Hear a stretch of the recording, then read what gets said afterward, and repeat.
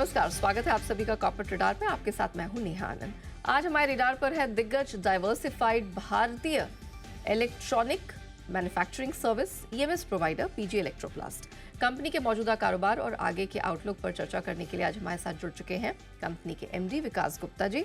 साल 2003 में शुरू हुई पीजी इलेक्ट्रोप्लास्ट की 5,000 करोड़ रुपए से ज्यादा के मार्केट कैप वाली ये company original design manufacturing, ODM, OEM, plastic injection moulding का काम करती है और 50 से ज़्यादा भारतीय ग्लोबल ब्रांड्स के लिए LED TV, AC, washing machine, air cooler, auto parts, bathroom fittings बनाती है।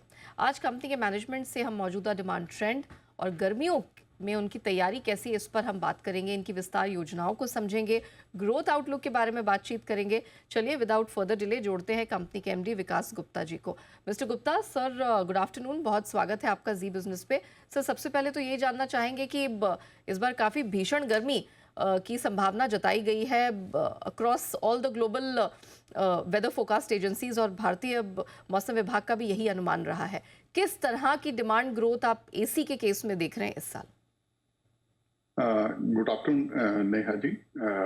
जो आपने बताया, जो समर का जो सीजन है और जो हीट वेव की जो फोरकास्ट है, जो इंडियन मौसम विभाग ने जो दी है, उसके बेसिस पे डेफिनेटली जो भी हमारे कंज्यूमर्स, जो हमारे क्लाइंट्स हैं, जो कस्टमर्स हैं, उन्होंने जो फोरकास्ट है काफी अपग्रेड करी है हमारे लिए। जो हमारे पास अप्रैल मंथ में, मई मंथ में और जून मंथ में जो प्रोडक्शन प्लान आ रहा है, वो अपवर्ड रिवाइज किया है सारे क्लाइंट्स ने। तो हम जो देख रहे हैं, there is a very strong momentum है सेल की ग्रोथ को लेके, एसी में, एयर कंडीशनर्स में और एयर कूलर्स में हमारे लिए। अगर आप मुझे बता सके कि मौजूदा इन्वेंट्री लेवल किस प्रकार की है और जिस तरह की डिमांड बढ़ी है, क्या सप्लाई उसे एम्पली मीट कर पा रही है? क्या स्थिति है अभी?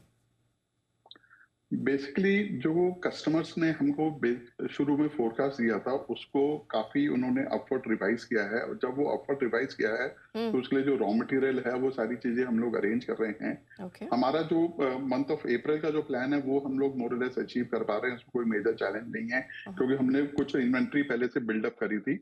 मई मंथ के लिए और जून मंथ के लिए ऑलरेडी हमने कुछ ऑर्डर्स ऑलरेडी अपग्रेड कर दिए अपने वेंडर्स के लिए।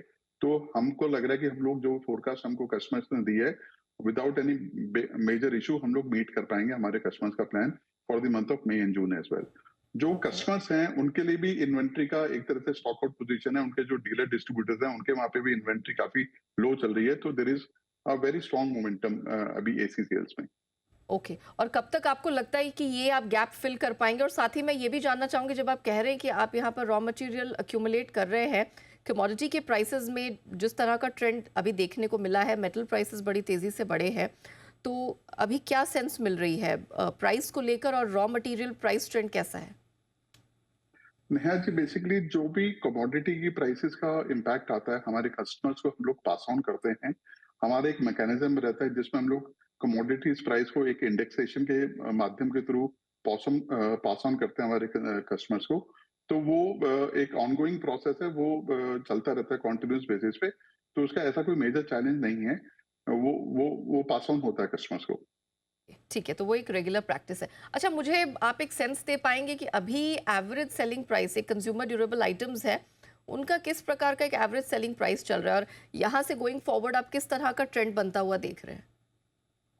नेहा जी, अगर हम इसको कंपेयर करेंगे लास्ट जो गर्मी आती है 2023 में, उसके कंपैरिजन अगर हम देखें, एवरेज सेलिंग प्राइस जो है एक कंडीशन की ऑलमोस्ट अराउंड 8 to 10% नीचे आई है। इट हैज गॉन डाउन, क्योंकि कमोडिटी प्राइसेस लार्जली काफी कम रही हैं as compare to last year. तो उसके कारण एक मॉडरेशन है एसी की प्राइसेस में। गोइंग फॉरवर्ड डेफिनेटली अभी कुछ उछाल आया है एल्यूमिनियम की प्राइस में, कॉपर की प्राइस में और पॉलीमर्स की प्राइस में। तो वो थोड़ा सा एक चिंताजनक विषय है, बट मेरे ख्याल से गोइंग फॉरवर्ड ऐसा कोई मेजर चैलेंज नजर नहीं आ रहा है। ऑलराइट, ठीक है। अच्छा सर, आपकी कंपनी की subsidiary PG Technoplast, I think it's the first company to receive approval जो एसी कंपोनेंट्स के लिए जो पीएलआई इन्वेस्टमेंट्स का डिसबर्समेंट है उसका उन्हें यहाँ पर अप्रूवल मिल गया है, पहली कंपनी है।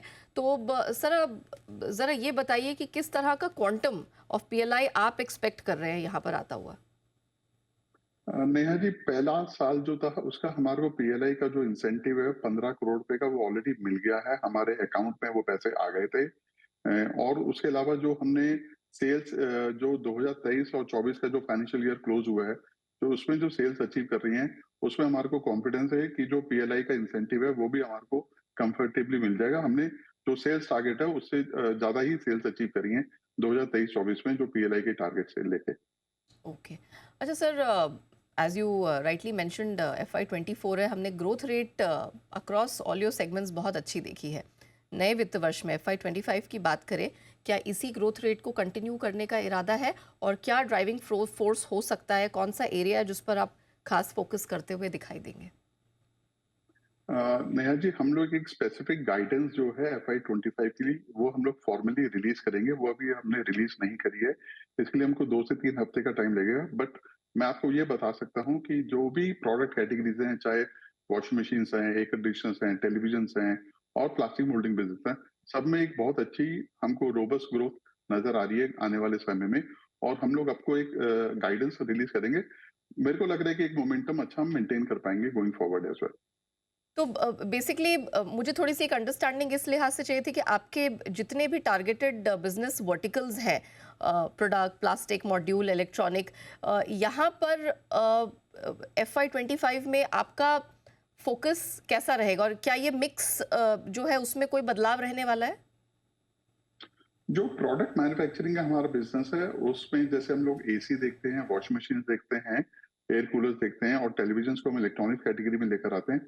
वो सारे प्रोडक्ट्स पे हमारा इंडिपेंडेंट फोकस है। There are teams working in on those business verticals dedicatedly. तो हमारे को लग रहा है कि सारे प्रोडक्ट्स में, क्योंकि हमारे पास वॉशिंग मशीन में भी, टेलीविजन में भी हमने काफी नए क्लाइंट्स ऐड कर रहे हैं और उनके भी हमारे पास जो फोरकास्ट हैं वो बहुत अच्छे हैं। और आने वाले समय में दिवाली का सीजन आएगा और बारिशों का सीजन आएगा, उसमें वॉशिंग मशीन की सेल्स और टेलीविजन की सेल्स काफी पिकअप करती हैं। तो उसके भी बहुत अच्छे फोरकास्ट हमारे पास अवेलेबल हैं। ओके। अच्छा सर, अगर आप बता सके कि कंपनी क्या कोई नए प्रोडक्ट पे इस समय काम कर रही है, किस प्रकार की ग्रोथ आप एक्सपेक्ट कर रहे हैं इफ एट ऑल यहाँ पर? नेहा जी, हम कुछ और नए प्रोडक्ट्स को इंटरनली अभी इवेल्युएट कर रहे हैं और कुछ क्लाइंट्स से हमारी डिस्कशंस चल रही हैं। तो वो हम लोग once we are able to close that, we will be making a formal announcements also on that going forward in couple of months time. Okay. अच्छा सर, थोड़ा सा आपके कैपेक्स पर बात कर लेते हैं। मौजूदा कैपेसिटी यूटिलाइजेशन लेवल क्या है सर, और इस नए वित्त वर्ष के लिए कैपेक्स प्लान्स क्या है? FY24 का जो हमारा कैपेक्स प्लान था ऑलमोस्ट अराउंड 170 से 180 करोड़ का, तो जो कि हमने मोरलेस अचीव कर लिया है। उससे हमारे को, हमने भिवाड़ी में एक नया प्लांट एसी मैन्युफैक्चरिंग का शुरू किया है और उसमें भी हमने रेगुलर प्रोडक्शन शुरू कर दी है। तो उससे हमारे को जो कैपेसिटी यूटिलाइजेशन, अगर अब हम एसी की देखें, अभी चूंकि सीजन का टाइम चल रहा है, गर्मियों के सीजन में, तो उसमें पीक यूटिलाइजेशन हम लोग अचीव कर पा रहे हैं। और हम लोग अपने क्लाइंट से FY25 के लिए ऑलरेडी डिस्कशन शुरू कर दी है। उनके फोरकास्ट और जो वो रोड मैप देके उसके बेसिस पे हम लोग कैपेक्स प्लान भी फ्रीज कर रहे हैं FY25 का, जो कि हम लोग गाइडेंस अभी आपको रिलीज करेंगे FY25 की, उसमें कैपेक्स प्लान की भी गाइडेंस आएगी।